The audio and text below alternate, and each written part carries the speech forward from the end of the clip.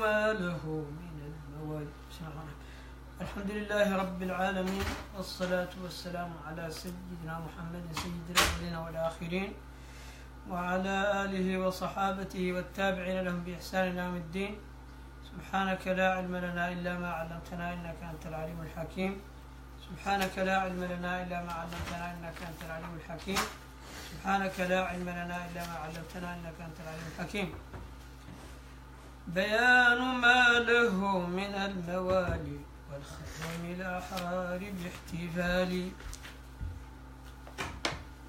زيد أسامة بنه ثوبان أنسة فضالة شقران ثم رباح ويسار وارد رحمن مقبور عبيد واقد وأبواهما ورافق هشام عين أحمر سليم اهتمام. كركرة النبي زيد أسلم سفينة أنجشة ومدعم أبو لبابة أبو هند أبو ضمرة والإماء حين تحسب. مارية سلمى وأم رافعي بركة كانت لخير شافعي. حاضنة ميمونة ريحانة خضرة الرضوى فعو حسبانة. كان من خدامه الأحرار أنس بن مالك الأنصاري. ثم ابن مسعود بلال وأبو ذر ربيعة بن كعب حسب. عقبة بن عامر وسعد ذو مخمر نسماء ثم هند. الليلة إن شاء الله نتكلم عن موالي النبي صلى الله عليه وسلم وخدامه. والموالي هم الأحرار الذين كانوا عبيدا، والخدام الأحرار الذين كانوا أحرارا من قبل، يعني لم تسبقهم رقية. فهم مثل عبيد للنبي صلى الله عليه وسلم وكذا عبيد. سنتكلم على ذلك. أحرار. Now, all praise is due to Allah subhanahu wa ta'ala. May His peace and blessings be upon the Prophet sallallahu alaihi wasallam, his family and his companions and followers until the day of judgment. Glory be to you, O Allah. We have no knowledge except that which you have taught us. Indeed, you are the all-knowing and the all-wise. This is the chapter of the explanation of the free people who were with the Prophet ﷺ or serving the Prophet ﷺ, who used to be slaves, and the free people who never used to be slaves, who used to serve the Prophet ﷺ also. لا بد أن نفهم أن كل الصحابة كانوا يتسابقون إلى خدمة النبي صلى الله عليه وسلم، كما في حديث أم معبد أن الصحابة يستبقون إلى خدمته جميعا هؤلاء. It is important to understand, and we must establish first, that all the companions used to compete in serving the Prophet ﷺ, like narrated in the hadith of Ma'bad. And all of them, they used to try to serve the Prophet يستبقون يتسابقون. They would compete with each other to serve the Prophet ﷺ more. بل جميع العالم نبيا وملكا خدموا للنبي صلى الله عليه وسلم. But all of the world, prophets and angels are serving the Prophet ﷺ. البصيري قال وقدمتك جميع الأنبياء بها والرسل تقديم مخدوم على خدم. ليلة الإسراء قدموه للإمامة وقدموه للتقدم تقديم مخدوم على خدم. Al-Busayri, he mentioned that the Prophet ﷺ on the night of his night journey, that he was put ahead of the prophets, and they put him ahead of them, just as the servers put the servants put the one they serve ahead of them. بيان ما له من الموالي. بيان ما له من الموالي الخادمين والخدم الأحرار الذين لم تسبقهم الرقية. زيد أسامة بنه زيد، وهو كان زيد بن حارثة، كان عبد النبي صلى الله عليه وسلم ابتداء قبل البعثة، وبعد ذلك تبناه، وبعد ذلك نسخ التبني. يعني هذا من موالي النبي صلى الله عليه وسلم. كيف يعني مولى وكيف هو كان عبدا.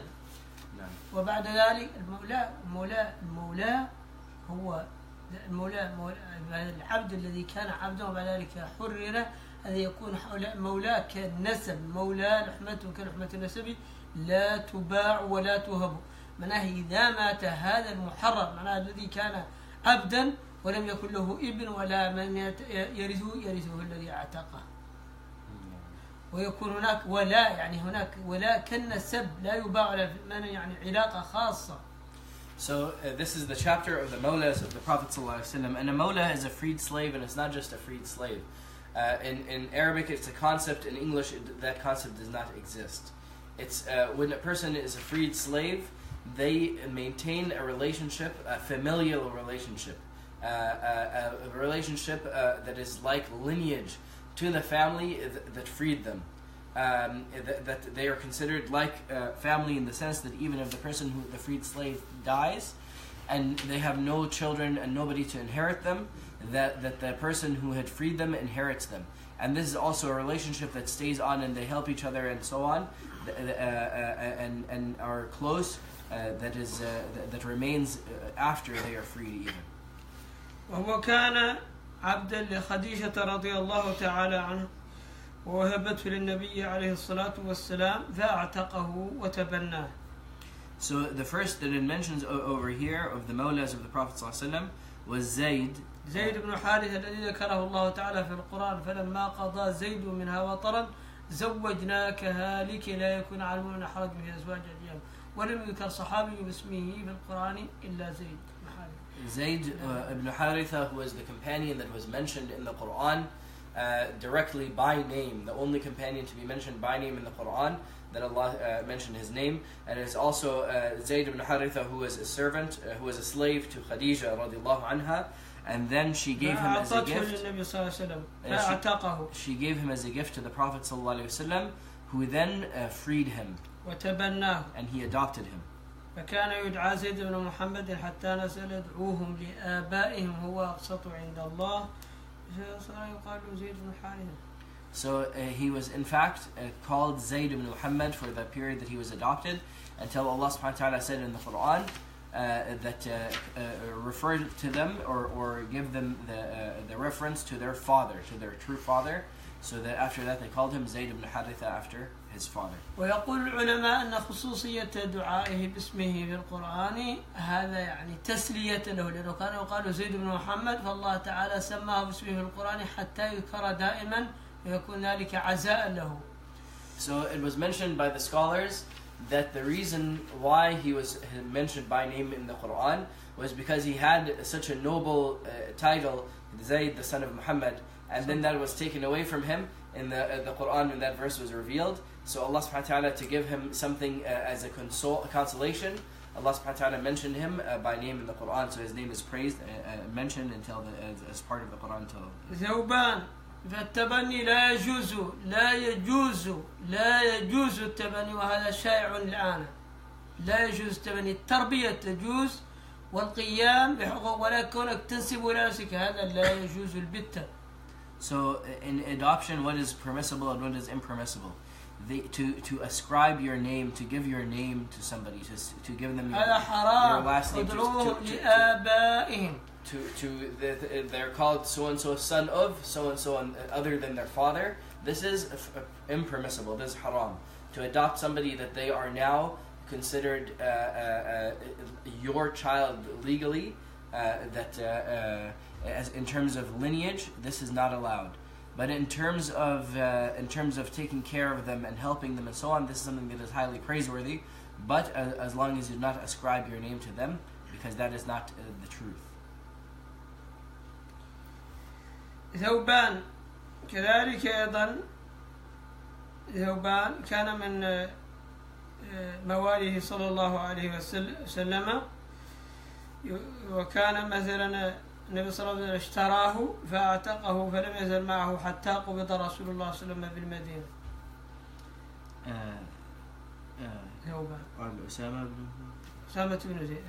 أسامة بن زيد. And Usama ibn Zayd, also the son of Zayd radiallahu anhu, is from the mawlas of the Prophet sallallahu alaihi wasallam, obviously by extension because his father was freed. And then Thawban also. نعم. كان النبي صلى الله عليه وسلم اشتراه فاعتقه فلم يزل معه حتى قبض رسول الله صلى الله عليه وسلم. And Thawban was a person who the Prophet ﷺ bought and freed, and he stayed and remained with the Prophet ﷺ, serving him out of his own will until the Prophet ﷺ passed. كذلك أيضا أنسة وفضالة وشقران هؤلاء كلهم كانوا عبيدا للنبي صلى الله عليه وسلم فاعتقهم. And also Anas and Fudala and Shukran, they were all the slaves of the Prophet ﷺ that he freed. ثم رباح كان نوبيا أسود اشتراه من وفد عبد القيس فاعتقه. And then the next one that is mentioned is Rabah, who was Nubian, which is black, which is a black race from Africa, and he was freed. He was bought by the Prophet ﷺ from من وفد عبد القيس. قوم جاءوا من بني عبد القيس يعني وفد يعني جاءوا فاشتراه منهم. He was bought from a group of people from Abd al-Qais.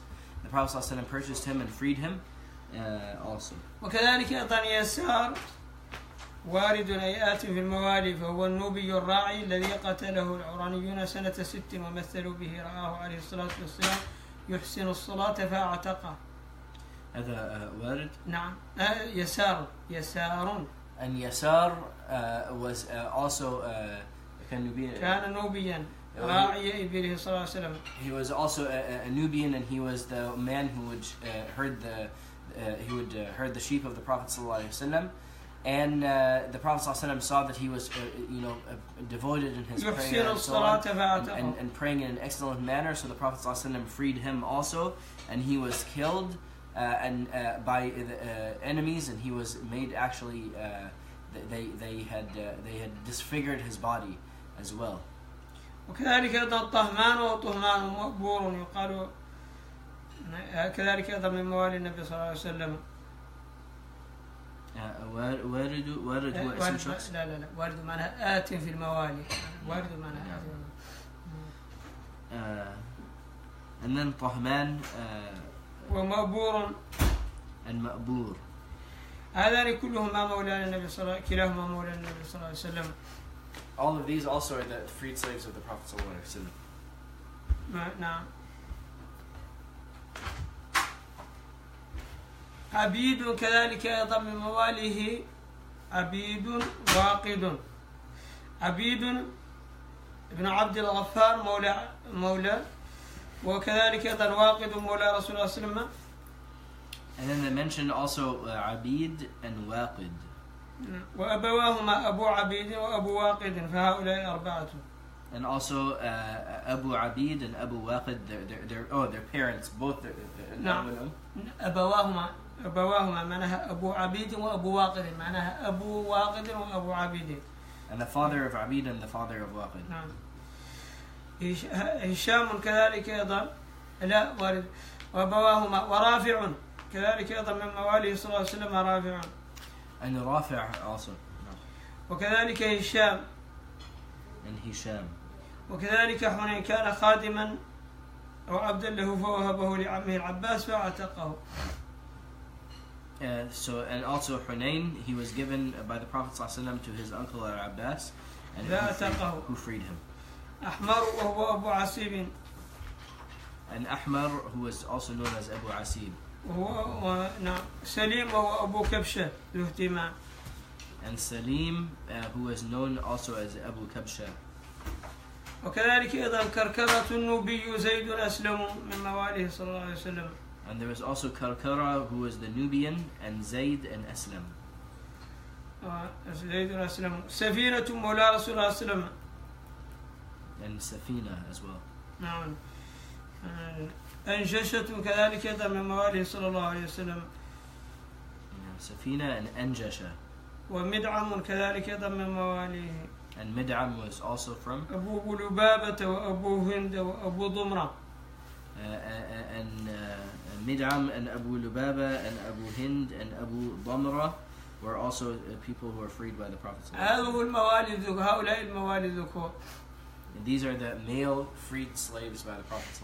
والإماء إماء العبيد الإماء تحسب مارية أم سيد إبراهيم القوطي. نعم. عبيده الإماء نعم. الإماء مارية فهي أمة مملوكة للنبي صلى الله عليه وسلم تسراها وولدت له إبراهيم. And then also from the female freed slaves of the Prophet. ليست معتقة. Sorry, was from the female slaves of the Prophet ﷺ here that are mentioned. Counted, the first is Maria, who أم سيد إبراهيم القوطية. And she was the Coptic who the Prophet ﷺ, he had Ibrahim, his son Ibrahim, with her. وسلمى وهي أم رافع. And Salma, and who is Rafi'. نعم سلمى أم رافع. بركة الحبشية والدة أسامة بن زيد. And Baraka, the Ethiopian, who was the كانت مثلا والدة أسامة بن زيد فكانت أمة له مملوكة وبعد ذلك أعتقها. And she was the mother of Usama bin Zayd, and she was owned by the Prophet ﷺ and freed. نعم. ميمونة وريحانة كذلك أيضا. ميمونة بنت أبي عاصم وهم ميمونتان وريحانة. And Maymuna and Rayhana as well. وخضرة أيضا كذلك أيضا من إمائه صلى الله عليه وسلم. خضرة رضوى. خضرة and رضوى. باعوا حسبانا. هؤلاء الموالي الذين كانوا عبيدا. هذا كثير من الموالي خدم خاصين، والأحرار هؤلاء خدم، الصحابة كلهم خدم. فيأتي هنا بعض الناس ويقول النبي صلى الله عليه وسلم كان في خدمة بيته ولا يعرف معنى الحديث. هذا من الموالي خدم فقط خاص بالخدمة. والأحرار هؤلاء سيأتي منهم كم من العدد؟ أكثر من 30 خادما خاصة لا ليس لها عمل غير ذلك. So then these are the, of course I understand again that these are the freed slaves of the Prophet ﷺ, and these are people who serve the Prophet ﷺ. هؤلاء خواص الخدم. And we'll mention also the people who serve the Prophet ﷺ from the companions who dedicated themselves to his service. Not that the other companions didn't serve him, but the other companions did other things as well, and they had occupations and so on. All the companions served the Prophet ﷺ.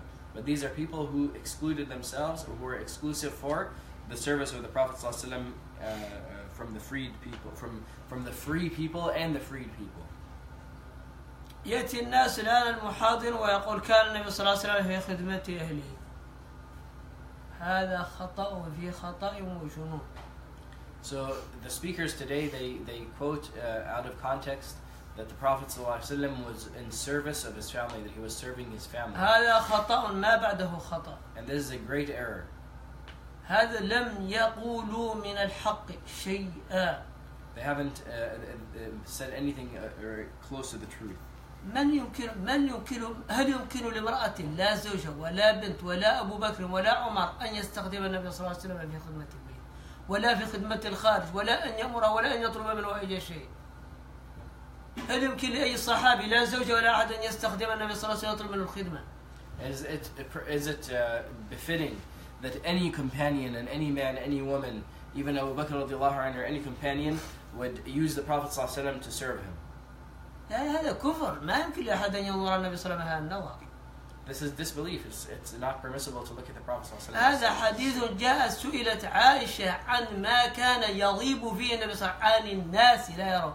ما كان الناس موجودين، فالصحابة كلهم خدم، والأحرار خدم، والموالي خدم، والزوجات يتسابقن كما في حديث البخاري كل منهما تريد أن تسبق صاحبة الأجر أن تقدم للنبي صلى الله عليه وسلم ما يريد.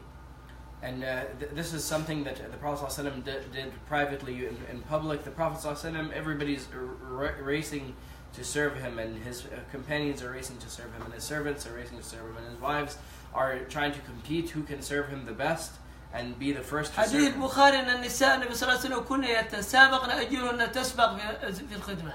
And it was mentioned in Bukhari that the wives of the Prophet ﷺ used to compete with each other to see who could serve him the most. وهذا يكفينا شرفا. And that is enough of an honor for them.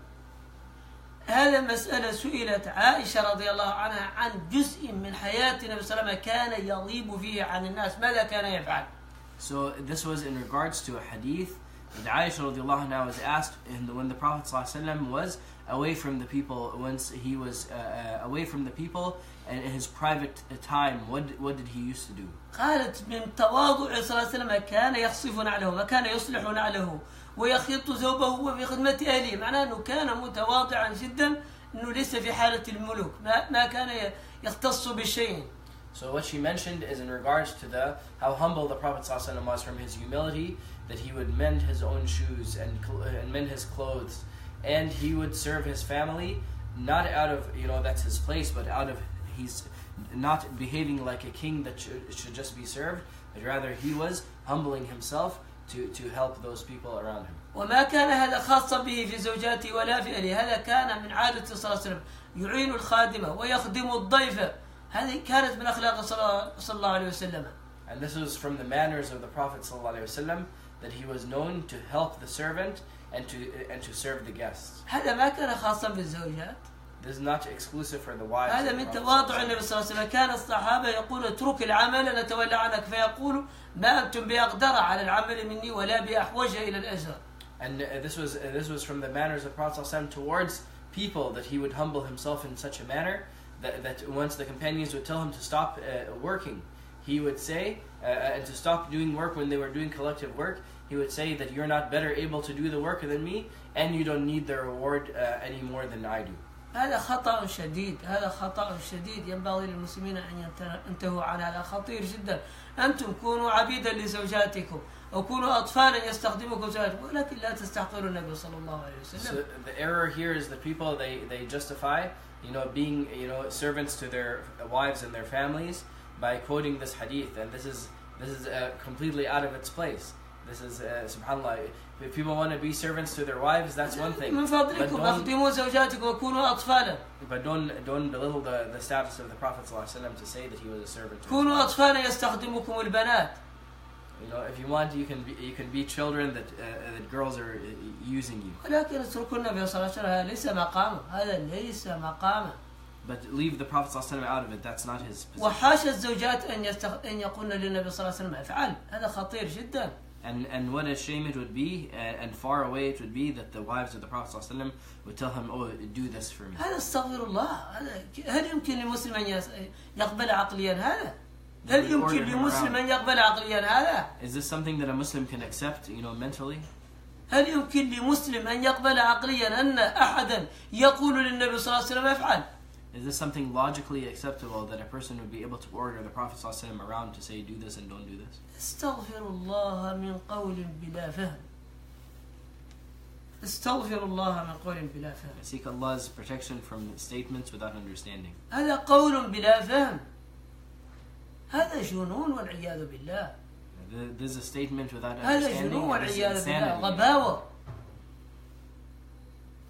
كل شيء تجعلون فيه النبي صلى الله عليه وسلم، كل واحد منكم تمشي به بلادته إلى أن يضع النبي صلى الله عليه وسلم موضع نفسه. This is what everybody, subhanAllah, is doing, that their own foolishness leads them to, place the Prophet ﷺ in their موضع نفسه. in their own place. أنت غبي لا تفهم شيئا. استغفر الله، استغفر الله من هؤلاء الناس، أعوذ بالله.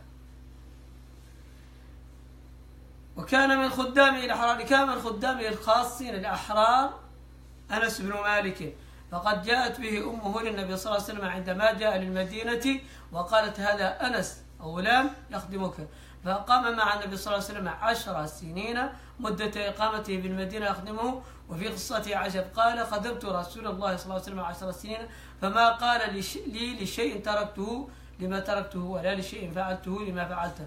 وهذا في قصة للنبي صلى الله عليه وسلم ما يحتاج، لأن الله تعالى مدحه، ولكن في قصة لأنس. And this is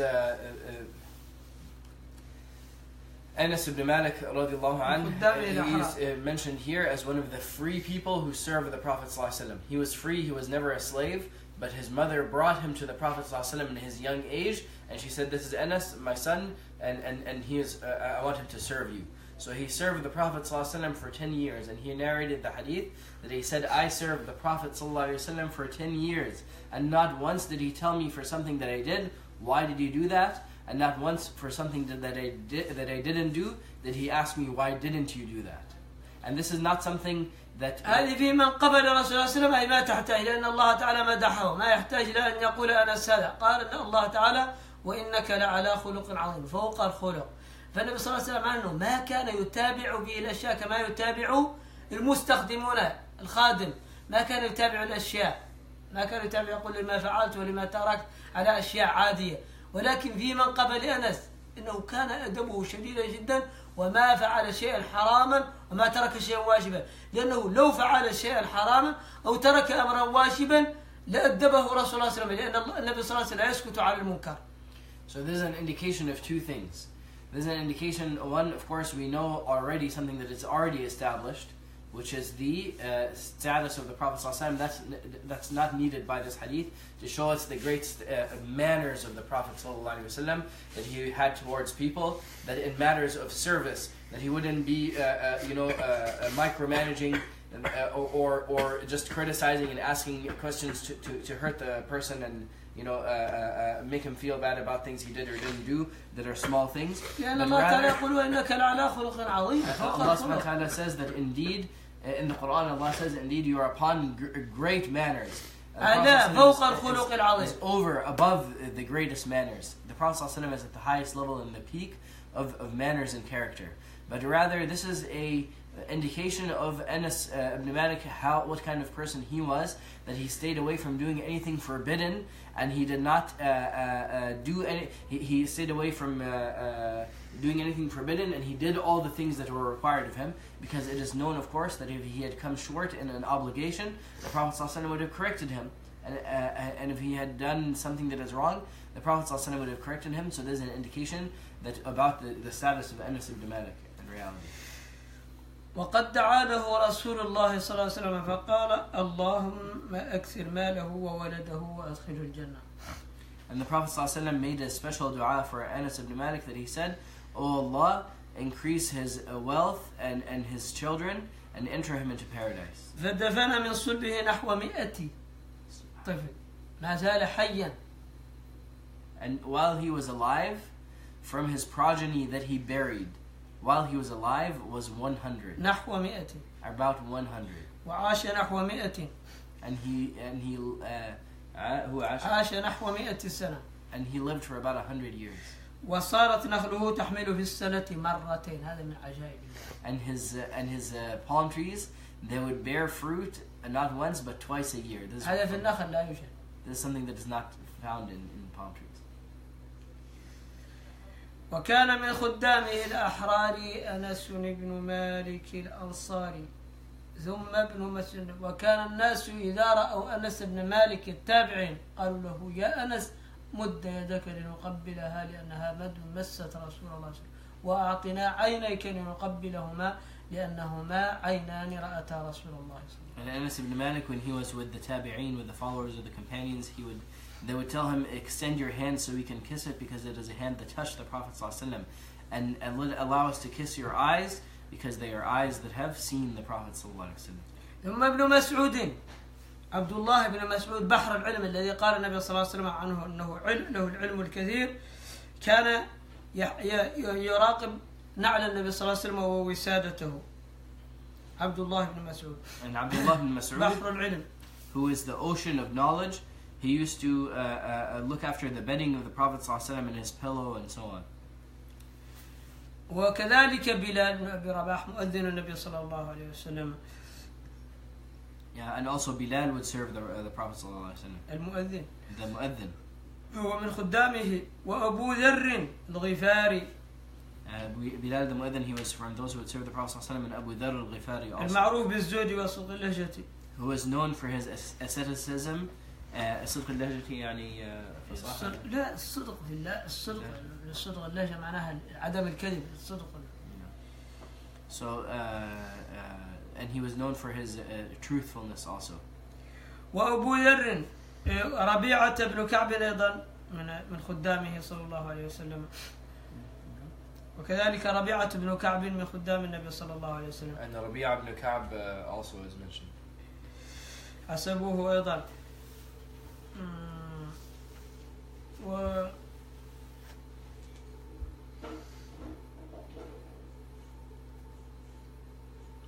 وقد قال له النبي صلى الله عليه وسلم اسألني، فقلت أسألك أن تشفع لي وتعتقني من النار،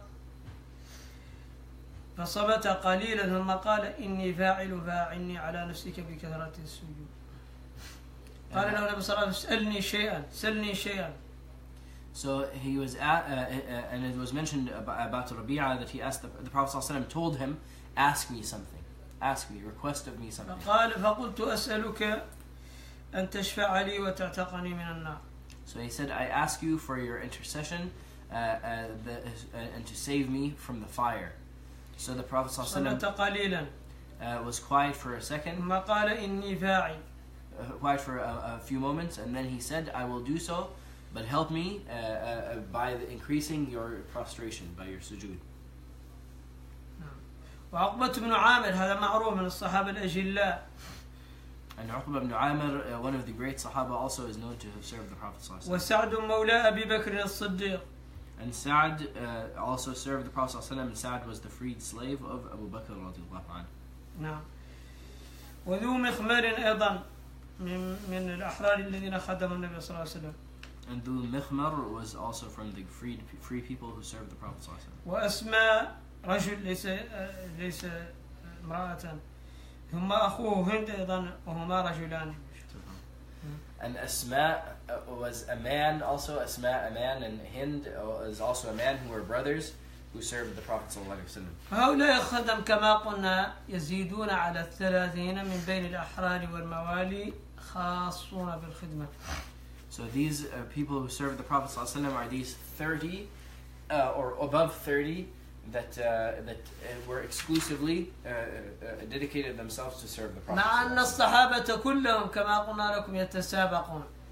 And despite that, of course, we know that the companions, all of them, they would compete to serve the Prophet. وفي الحديث الصحيح الذي رواه البخاري ومسلم وقد تحدثت لكم عنه ماضيا أن مسعود الثقفي رضي الله تعالى عنه وكان في ذاك الوقت من كفار قريش لتبادل السفراء مع النبي صلى الله عليه وسلم، شاهد الصحابة يفعلون فعلا عجيبا، فكان يراقب الصحابة لأنهم من سفراء قريش في تبادل الرأي مع الرسول صلى الله عليه وسلم، فصار يراهم يستبقون إلى كل قطرة قطرت منه، فلا يسقط منه شيء، لا من بصاقه الشريف ولا من ريقه ولا من ماء وضوئه ولا من أي شيء إلا وتبادروا له يتدلكون به، ومن لم يصل منه شيء مس يد صاحبه حتى يتدلك بها. فرجع إلى قومه وقال إني أتيت النجاشي في ملكه وأتيت قيصر في ملكه وأتيت ملوك الدنيا في ملكهم، ولم أرى قوما يعظمون أحدا من ما يعظم هؤلاء محمد وإنهم لن يسلموه إليكم. And Mas'ud al-Thaqafi, who was an envoy who was sent with a consort from Quraysh to have negotiations with the Prophet ﷺ, he went to spy to see how the companions were treating the Prophet ﷺ, and he found the Prophet ﷺ making wudu, and the companions would race not to let one even drop of water or spit or whatever from the Prophet ﷺ touch the floor, except that they would race to grab it and they would rub it on themselves. And the ones who could not grab it itself, they would touch the hands of the people who did, or from his spit and so on. And they would rub their hands on the people who had got it and then rub that upon themselves. So then Mas'ud, he returned to his people in Quraysh, and then he told them, I went and I saw the kings of Ethiopia and of Persia and of all the kings of the world, and I never saw any people who revered any man more than this man. ما يعظمون هؤلاء محمد وإنهم لن يسلموه إليكم ما بقي منهم أحد البتة. He said, I've never seen any people treat anyone with such respect as these people treated Muhammad sallallahu alaihi wasallam, and he said, and they will never surrender him to you no matter what. هذا في حديث البخاري ومسلم. And this is a hadith mentioned in Bukhari and Muslim. أي خدمة فوق هذا وأي احترام فوق هذا. What service is there and what respect is there over this? بيان حراس النبي المصطفى صلى عليه ربنا وشرفه. حرسه في يوم بدر سعد فتى معاذ وامرآن بعد يوحد محمد ذكوان عليهما الرحمة والرضوان. والحارس الزبير يوم الخندق وابن أبي وقاص خير مشفقين. أما أبو أيوب وابن بشري في خيبر المشهور دون نكر. قد حرسوه ثم في وادي القرى كان بلال حارسا بلا امتراء. وترك الحراس لما أخبرا بعصمة الله له خير الورى. كان حاديا له البراء أنششة جاءت بها الأنباء. صلى عليه ربنا وسلم على آله وأصحابه خير مساء. قال هذا بيان حراس النبي صلى الله عليه وسلم. النبي صلى الله عليه وسلم لا بد أن تفهموا أنه كان يتقدم مقدمة الجيش لا يخاف، وفي أماكن لا يمكن لأحد أن يأتيها حساسا النبي صلى الله عليه وسلم يتقدم لها. لكن الصحابة من حبهم لرسول الله صلى الله عليه وسلم كانوا يحرسونه خوفا أن يموت النبي صلى الله عليه وسلم وتبقى الشريعة بلا قائد. That here it mentions the chapter of the guards of the Prophet ﷺ, and mentions who guarded the Prophet ﷺ and when and what battles. And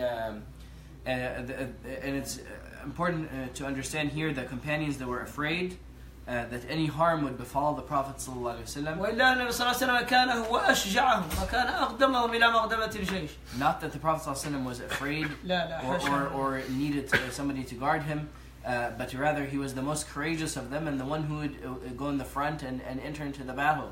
But rather it was out of their love for him and fear that he would get harmed, and then it would hinder his ability to deliver his message. بيان حراس النبي المصطفى صلى عليه ربنا وشرفه. حرسه في يوم بدر سعد فتى معاذ. سعد بن معاذ الأنصاري وكان من قادة الأنصار رضي الله تعالى. On the day of Badr, Sa'd ibn Mu'adh, he's the one who guarded the Prophet ﷺ. فتى معاذ وامرآن بعد. وحرسه امرآن بعد أي بعد بدر في أحد وهما محمد بن مسلمة وذكوان. And in Uhud, the Prophet ﷺ was guarded by Muhammad ibn Maslama and by the Quran radiyallahu anhu. نعم. والحارس الزبير يوم الخندق. الزبير بن العوام وهو ابن عمة النبي صلى الله عليه وسلم يوم الخندق وابن أبي وقاص. And Zubair ibn Awam, who was the cousin of the Prophet ﷺ from his aunt. وسعد بن أبي وقاص. And Sa'd ibn Abi Waqqas, they guarded the Prophet ﷺ on the Battle of the Trench. ثم أبو أيوب اسمه خالد بن سيد المالك وخالد بن هشام نزل على الصلاة والمدينة. أبو أيوب الأنصاري وهو أول من نزل عليه رسول الله صلى الله عليه وسلم في المدينة المنورة لما استضافه قبل أن يبني بيوته. And في غزوته يعني الخندق. And also in the Battle of the Trench, the Prophet ﷺ was guarded by Abu Ayyub al-Ansari, who is the same man who the Prophet ﷺ stayed with as soon as he went to Al-Madinah. لا هم أبو أيوب وابن بشري في خيبر في غزوة خيبر. Actually, Abu Ayyub and man? وابن بشري عباد بن بشري. And Abad ibn Bishr, they guarded the Prophet ﷺ in the Battle of Khaybar. And Abu Ayyub al-Ansari, as mentioned, he was the one who the Prophet ﷺ stayed at his house when he first came to Medina. أما في وادي القرى كان بلال حارسا بلا امتراء. وادي القرى. غزوة وادي القرى كان بلال رضي الله تعالى عنه حارسا. And in the battle of Wadi al-Qura, the Prophet ﷺ was guarded by Bilal radiallahu anhu. نعم. ولما انتهت هذه المدة أنزل الله تعالى قوله تعالى والله يعصمك من الناس. فترك النبي صلى الله عليه وسلم الحراس لما أخبر بعصمة الله له خير. ومن مع بلال؟ لا بلال كان بلال بن أبي رباح حارسا بلا امتراء بلا خلاف. And after this, Allah subhanahu wa ta'ala revealed the verse that Allah will protect you from the people. So after this, the Prophet ﷺ stopped having guards. وكان حاديا له البراء. الحادي هو الذي يحدي الإبل معناه يشجعها على السير معناه يسير معها سائق الإبل ومحركها. حاديا له البراء بن عازب بن مالك. And the one who led his camels, the hadi is the one who calls them and leads them and يحد الإبل يعطيها أصوات تحركها، لأن الإبل كالناس يعني لما يغنون لها غناء يعني مطربا تتحرك وتسرع في السير وتحمل الأثقال الثقيلة. براء بن مالك. Al-Bara ibn Malik, he was this Hadi of the Prophet ﷺ, and the Hadi is the one who is the expert at treating these camels, and they make to them a certain sound that allows them to move, because camels, once people they know how to talk to them and communicate with them, they will go for long distances and carry heavy loads on top of their backs. وهو أخو أنس بن مالك رضي الله تعالى. And he was the brother of Anas ibn Malik radiallahu anhu. والذي قال فيه النبي صلى الله عليه وسلم: رب أشعث أغبر ذي طمرين لا يؤبه به له لو أقسم على الله لأبره. منهم البراء بن That Al-Bara ibn Malik was the one who the Prophet ﷺ mentioned that maybe it would be a disheveled and dusty person that has only two pieces of clothes that are ragged, and people don't pay attention to him. And people don't pay attention to him if he's gone or he's missing. That if he swears by Allah to do something, then Allah would do it. منهم البراء بن عازب. And one of those people was Al-Bara ibn Malik. وأنجشة أيضا من الذين كانوا يحدون النبي صلى الله عليه وسلم، وكان عبده صلى الله عليه وسلم الأسود الحبشي. Anjasha woman? أنجشة كان عبد النبي صلى الله عليه وسلم حبشي. And Anjasha also used to do the same thing with the camels. That he used to guide and lead the camels, and this was and he was an Ethiopian person. صلى عليه ربنا وسلم والآل والأصحاب خير من السماء. وهنا ننتهي عند رسول النبي صلى الله عليه وسلم إلى الملك، لأنه باب طول. وأقول قولي هذا وأستغفر الله لي ولكم. سبحان ربك رب العزة عما يصفون وسلام على المرسلين والحمد لله رب العالمين. ربنا لا تزغ قلوبنا بعد إذ هديتنا وهب لنا من لدنك رحمة إنك أنت الوهاب. ربنا لا تزغ قلوبنا بعد إذ هديتنا وهب لنا من لدنك رحمة إنك أنت الوهاب. ربنا لا تزغ قلوبنا بعد إذ هديتنا وهب لنا من لدنك رحمة إنك أنت الوهاب. ربنا لا تزغ قلوبنا بعد إذ هديتنا وهب لنا من لدنك رحمة إنك أنت الوهاب. ربنا هب لنا من أزواجنا وذرياتنا قرة أعين واجعلنا للمتقين إماما. ربنا هب لنا من أزواجنا وذرياتنا قرة أعين واجعلنا للمتقين إماما. ربنا هب لنا من أزواجنا وذرياتنا قرة أعين واجعلنا للمتقين إماما. ربنا اغفر لنا ولإخواننا الذين سبقونا بالإيمان ولا تجعل في قلوبنا غلا للذين آمنوا ربنا إنك رؤوف رحيم. ربنا اغفر لنا ولإخواننا الذين سبقونا بالإيمان ولا تجعل في قلوبنا غلا للذين آمنوا ربنا إنك رؤوف رحيم. ربنا آمنا بما أنزلت واتبعنا الرسول فاكتبنا مع الشاهدين. ربنا آمنا بما أنزلت واتبعنا الرسول فاكتبنا مع الشاهدين. ربنا آتنا من لدنك رحمة وهيئ لنا من أمرنا رشدا. ربنا آتنا من لدنك رحمة وهيئ لنا من أمرنا رشدا. ربنا آتنا من لدنك رحمة وهيئ لنا من أمرنا رشدا. ربنا آتنا في الدنيا حسنة وفي الآخرة حسنة وقنا عذاب النار. ربنا آتنا في الدنيا حسنة وفي الآخرة حسنة وقنا عذاب النار. ربنا اغفر لنا ذنوبنا وإسرافنا في أمرنا وثبت أقدامنا وانصرنا على القوم الكافرين. ربنا اغفر لنا ذنوبنا وإسرافنا في أمرنا وثبت أقدامنا وانصرنا على القوم الكافرين. ربنا اغفر لنا ذنوبنا وإسرافنا في أمرنا وثبت أقدامنا وانصرنا على القوم الكافرين. اللهم أحسن إلى من أحسن إلينا. اللهم أحسن إلى من أحسن إلينا. اللهم أحسن إلى من أحسن إلينا. اللهم أحسن حالنا وعاقبتنا في الأمور كلها وأجرنا من خزي الدنيا وعذاب الآخرة. اللهم أحسن حالنا وعاقبتنا في الأمور كلها وأجرنا من خزي الدنيا وعذاب الآخرة. اللهم ربنا آتنا من لدنك رحمة. ربنا آتنا من لدنك رحمة. ربنا آتنا من لدنك رحمة وهيئ لنا من أمرنا رشدا. ربنا آتنا من لدنك رحمة وهيئ لنا من أمرنا رشدا. وما قضيت علينا من قضاء فاجعل عاقبته لنا رشدا. اللهم لا تدع لنا ذنبا إلا غفرته ولا هما إلا فرجته ولا ضالا إلا هديته ولا جاهلا إلا علمته ولا مريضا إلا شفيته ولا مهموما إلا فرجت همه ولا غائبا إلا حفظته ولا فقيرا إلا أغنيته ولا أعزبا إلا زوجته ولا حاجة من حوائج الدنيا والآخرة لك رضا ولنا فيها صلاح إلا قضيتها يا أرحم الراحمين يا أرحم الراحمين يا ذا الجلال والإكرام.